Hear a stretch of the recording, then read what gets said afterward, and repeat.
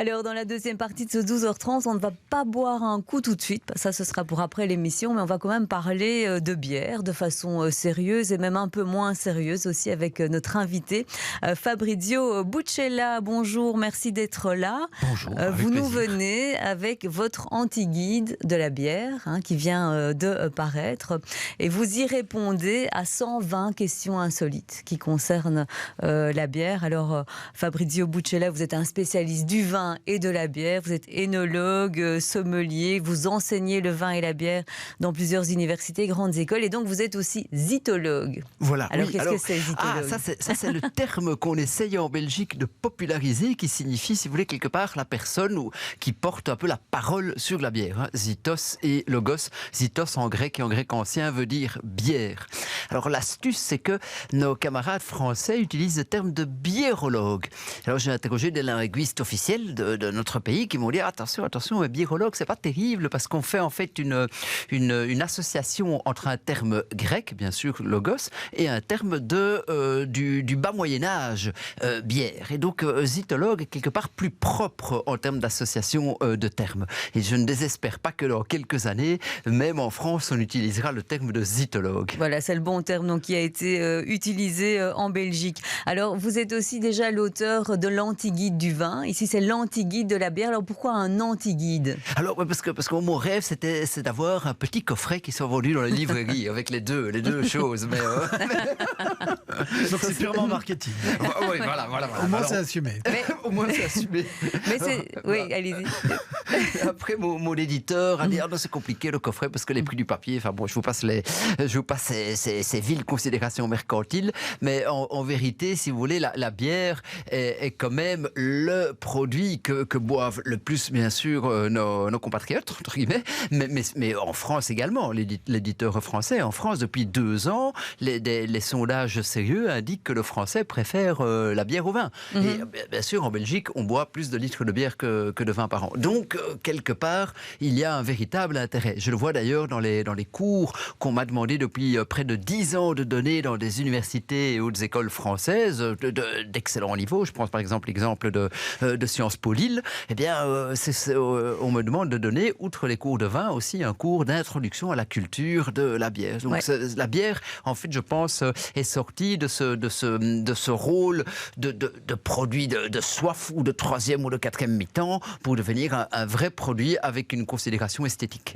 Mais je voulais revenir aussi sur le terme d'anti-guide parce que c'est quelque chose qui se veut moins conventionnel qu'un guide classique parce qu'il est plus insolite qu'à la fois on y aborde des choses sérieuses mais beaucoup moins sérieuses aussi. Voilà. Quelque part, on aborde des choses sérieuses en essayant de s'amuser, en faisant... Il y a toujours parfois un petit jeu de mots, des petits dérapages contrôlés aussi par rapport à des histoires, si vous voulez, qu'on explique ou qui viennent du marketing, que je m'amuse un peu à remettre en place, si vous voulez. Et alors, l'idée de l'anti-guide, c'est qu'en général, les livres sur la bière ou le vin veulent toujours nous dire ce qu'il faut faire, comment est-ce qu'on doit le faire, comment est-ce qu'on doit se servir le produit, comment est-ce qu'on doit le renifler. Et c'est extrêmement fatigant parce que, en vérité, la vie est trop courte pour qu'on nous donne quand même des instructions pour profiter simplement du plaisir. Et l'idée de l'anti-guide était là. L'idée de l'anti-guide, c'était de dire, on prend le contre-pied. Ce livre est construit de telle manière qu'on puisse le lire dans le tram, dans le bus, aux toilettes, même partout. Alors, vous parliez de la France, parce qu'on sent bien quand même que ce livre, il est dirigé aussi vers les lecteurs et les lectrices français parce qu'on donne beaucoup de chiffres qui concernent la France. On comprend, c'est un marché évidemment plus important pour vendre... C'est toujours le marketing. pour vendre ce guide. Mais vous, quand même, répondez à une question essentielle. Est-ce que la Belgique est vraiment le pays de la bière? Évidemment. Et vous y répondez positivement. Évidemment, oui. La Belgique est le pays de la bière pour plusieurs raisons.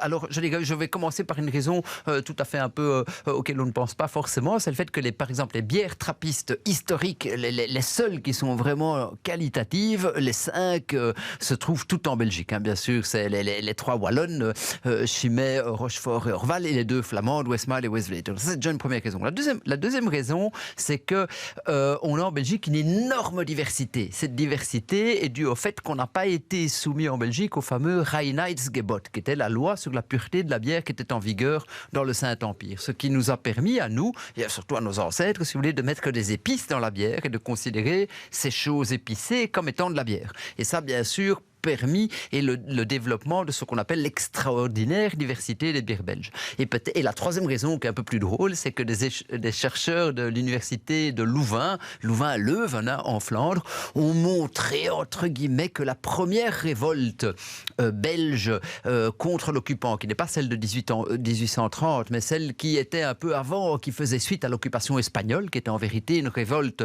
des provinces-unies belgo-hollandaises contre l'occupant espagnol, eh bien cette révolte s'est faite et ce petit morceau de territoire a pu gagner. Pourquoi? Because les taxes sur la bière. Parce qu'on a pris les taxes sur la bière qui a permis de financer l'effort de guerre. Donc quelque part, c'est quand même joli de se dire que notre pays est aussi un peu le résultat d'une culture de la bière. Donc voilà, donc la Belgique, pays de la bière. Mais par contre, est-ce qu'il ne risque pas un moment d'être détrôné? Parce qu'on apprend dans votre livre que énormément de microbrasseries s'ouvrent en France, mais aussi en Italie, et beaucoup plus qu'en Belgique. Comment vous expliquez ça? Oui. Alors, l'explication, après c'est toujours plus facile de chercher les explications, et parfois c'est un peu prendre les effets pour la cause, mais j'ai l'impression qu'en partie en Belgique, on s'est un peu assis sur nos lauriers pendant un certain temps. Et le renouveau brassicole et micro-brassicole a été beaucoup plus important sur ces 20 dernières années. Je ne parle pas des 5 dernières années, mais sur ces 20 ou 30 dernières années, était beaucoup plus important en France ou en Italie. Pensez qu'en France, il se crée une microbrasserie par jour depuis 2018. C'est impressionnant. Donc, à un moment donné, si on veut conserver ce statut de premier pays de la bière, d'ailleurs, on a classé la bière au patrimoine immatériel de l'UNESCO en 2015, donc c'est quand même un peu sérieux, eh bien, on doit absolument soutenir ce renouveau brassicole qui a peut-être été un peu freiné par la puissance des très très grands groupes industriels qui maillaient le territoire, maillaient les cafés, quelque part ont bloqué une certaine forme d'innovation et de renouvellement. Mais on l'a vu encore récemment, ici dans des reportages qu'on a pu faire à BX1, à Scarbeck, à Saint-Gilles, avec des projets aussi de microbrasseries. Est-ce que c'est pas un petit peu normal que certains pays comme la France, mais il n'y a pas que la France, se développent beaucoup plus que nous et nous rattrapent? Parce que ici, il y a aussi déjà un marché qui est très grand. Est-ce qu'il y a encore de la place pour beaucoup de microbrasseries? À mon sens, il y a encore de la place vraiment pour beaucoup de microbrasseries parce que, en partie, c'est vraiment ce que le consommateur souhaite. Et puis, vous l'avez vu dans les reportages que vous citez, en allant à la rencontre de ces gens, ces produits sont vraiment magnifiques, ils sortent tout à fait de l'ordinaire. Et il me semble qu'en Belgique, on pourrait conserver cette espèce de dualité entre, d'une part, les grands groupes qui tirent quand même un peu le produit vers le haut, qui quelque part font une sorte de publicité globale pour l'ensemble du produit, et bien sûr les microbrasseries qui après vont proposer des produits pour des consommateurs avertis. Sachant qu'on est tous un peu, j'en ai dit c'est un peu la mode ce terme, on est un peu des polyconsommateurs, je dis dans le sens qu'on peut moi je peux très bien aller au café et boire une Duvel. Bon voilà, je dis que c'est une bière entre guillemets industrielle quand même, même si c'est un brasseur historique, familial. Et puis après j'ai plaisir à boire une lanterne de l'Ermitage, quoi. Vous voyez ce que je veux dire, ou une Cantillon. On peut être les deux consommateurs dans la même personne.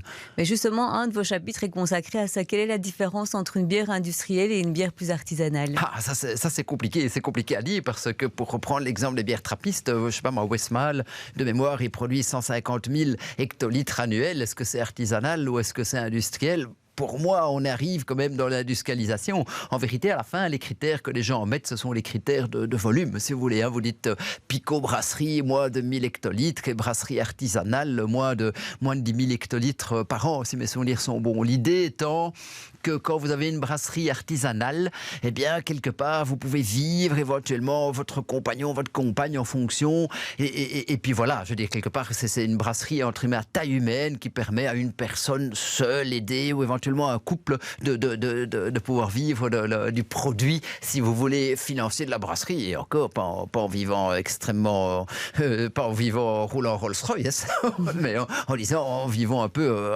attention, quoi. Ouais. Et quand vous nous parlez un petit peu de tout le marketing qu'il peut y avoir autour de la bière, par exemple, il faut bien faire la différence entre ce qu'est une bière d'abbaye et une bière trappiste. Bière d'abbaye, ça c'est vraiment de l'arnaque au marketing. Oui, je pense que je l'ai mis tel quel dans le livre. Je disais, bière d'abbaye, ça c'est une arnaque arnaque marketing. Alors bon, j'entends qu'il y a des grands groupes industriels belges historiques qui en font la pub, mais ça, honnêtement, c'est le miroir aux alouettes et c'est prendre un peu les gens pour des billes. Donc ces bières d'abbaye, c'est juste en vérité si vous voulez, une compensation financière que le grand groupe donne à une communauté religieuse pour pouvoir utiliser son titre. Alors que la bière trappiste, elle est brassée au sein même de l'abbaye. Donc quand vous dites, je sais pas moi, citons-le, je veux dire la bière de Leffe, ça n'a rien à voir entre guillemets avec l'abbaye de Leffe. Il faut surtout pas croire que c'est une vieille recette qu'on aurait retrouvée dans un vieux grimoire poussiéreux. Non, ça c'est une arnaque marketing. Pourquoi est-ce que ces gens peuvent appeler ça une bière de Leffe? Parce qu'ils payent les détenteurs du nom Leffe, qui doit être une communauté religieuse, ce qu'il faut, et de toute façon c'est secret, on ne le saura pas, pour pouvoir utiliser ce nom. Mais c'est une simple et bête bière industrielle qui n'a rien à voir. Si je prends, pour continuer l'exemple concret, pour que les auditeurs comprennent bien, si je prends la bière d'Orval, eh bien celle-là, elle est brassée dans l'abbaye éponyme sous contrôle strict des moines, bien sûr, avec des laïcs qui brassent. Les moines ne font pas tout le travail, mais les moines sont là et la brasserie est là, on sait où elle est, quoi. Ouais. Alors on parlait du vin tout à l'heure et donc que vous dites que maintenant la bière c'est plus forcément une bière qu'on va boire juste en allant voir un match de foot et qu'on la consomme dans d'autres circonstances, et vous nous expliquez aussi avec quel mets, quelle bière boire, genre avec les fromages mais aussi avec les viandes et même avec le chocolat.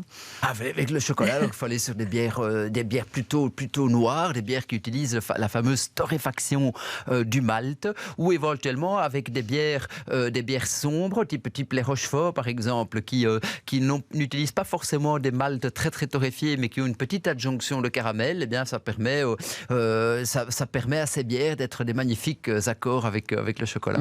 Alors évidemment, on va pas pouvoir encore rester longtemps ensemble parce qu'on est pris par le temps, mais on va quand même donner 2-3 exemples d'anecdotes quand même que vous nous racontez.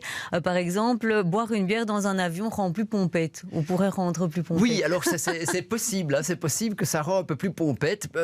Alors la raison, si vous voulez, c'est également la pressurisation de la cabine dans un avion qui, pour des raisons économiques, n'est pas à 100% de la pression atmosphérique qu'on a au sol. Elle est entre 70 et 80% de la pressurisation, et donc c'est ce qui fait que le métabolisme est différent et une absorption d'une plus petite quantité d'éthanol a des effets décuplés, quoi. Ouais, et alors il y a aussi des histoires d'odeurs et de goûts de bière qui peuvent être particuliers. Oui, il y a des odeurs, des goûts de bière qui sont particuliers. Par exemple, le fameux goût-odeur de carton qui est produit par une molécule qui est le 2-nonénanol, si vous voulez. Et cette molécule est une molécule un peu particulière. D'ailleurs, certains parfois l'appellent, alors c'est pas très joli, mais appellent ça une odeur ou un goût, surtout une odeur de vieux. Mais en vérité, il se fait que la sueur humaine des personnes plus âgées produit cette molécule, et donc on retrouve ça. Mais c'est bien sûr un défaut, hein. On n'est pas censé avoir ça dans la bière, mais il y en a quelques-uns qui sont listés dans le livre. Voilà, donc ce sera le mot de la fin. Alors Fabrizio Buccella, merci d'avoir été notre invité aujourd'hui. Merci à vous pour l'invitation. Donc je rappelle que vous êtes l'auteur de l'Antiguide de la bière qui vient de paraître.